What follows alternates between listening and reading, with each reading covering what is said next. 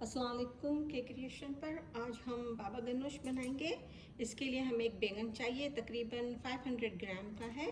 ठीक है, इसके ऊपर अब हम इसको पहले हमको टोस्ट करना है, तो उसके लिए हम क्या करेंगे, स्प्रे कर लें आप तेल अच्छी तरह से।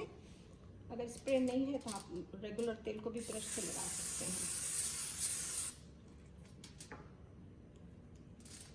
अगर आपके पास फायर वाली आग वाला चूल्हा नहीं है तो फिर आप है ना इसको ओवन में भी बेक कर सकते हैं। 1 घंटे के लिए उसको रखना होगा। उसका आप क्रिस्प क्रॉस में इस तरह से करके बैट की तरह बना लें। ये वाली जगह है उसका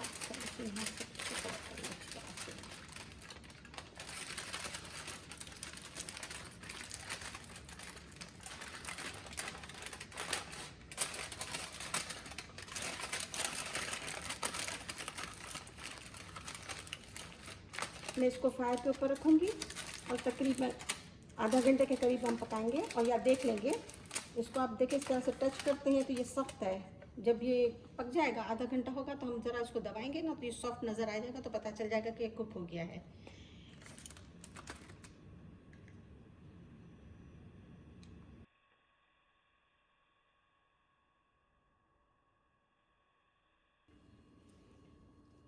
चलिए हम तैयारी दूसरी शुरू कर देते हैं। इसमें हमको तहीनी की ज़रूरत है, तो 2 टेबल स्पून हम तहीनी डालेंगे। इस्तेमाल करने से पहले हमेशा इसको आप घुमा लें।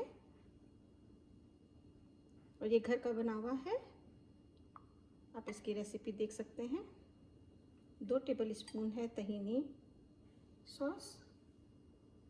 इसी में हम 2 टेबल स्पून नींबू का रस डालेंगे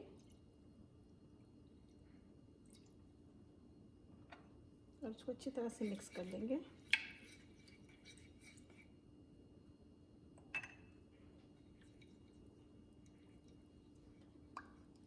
एक क्लव गार्लिक है अपना लहसुन,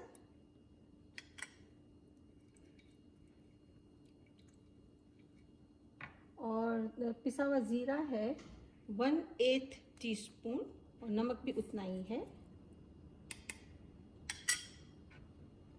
इनको हम थोड़ी देर के लिए मिक्स करके रख देंगे।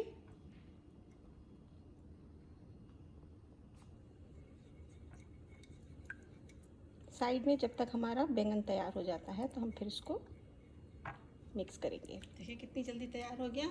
ये देखिए मैं ले आई हूँ, गरम है अभी। इसको हम दबाएंगे, देखिए अंदर चला गया, स्टिल गरम है ये। इसको हम अच्छी तरह से खोलेंगे एहतियात के साथ।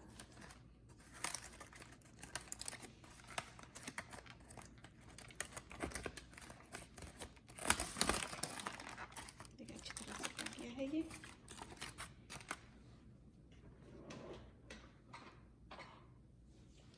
इसको आप इस तरह से बीच में से काट लें।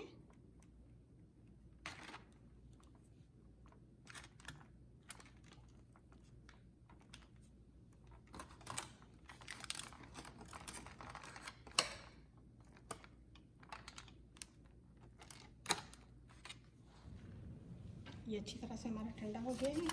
इसको आप अच्छी तरह से पकड़ के स्पून से इस तरह से निकालिए।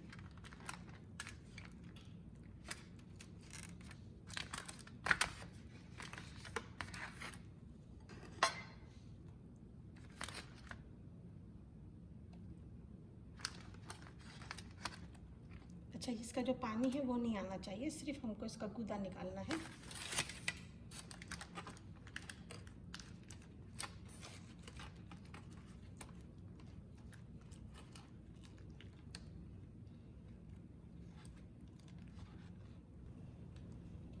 अच्छी तरह से मैंने इसको इसमें निकाल लिया है। अब इसको आप अच्छी तरह से फोर्क से यूँ तोड़ दें, मैश कर लें। और जो हमने बना के रखा तो उसी के साथ हमको मिक्स करना है इसको। कितनी जल्दी बन गया और बहुत ही मज़े का बनता है ये पीटा ब्रेड के साथ। इसको नोश फरमाएं। अब इसके ऊपर हम हल्का सा हरा धनिया डालें, या फिर आपको पार्सले डालना है तो आप पार्सले भी डाल सकते हैं, और थोड़ा सा ऑलिव ऑयल।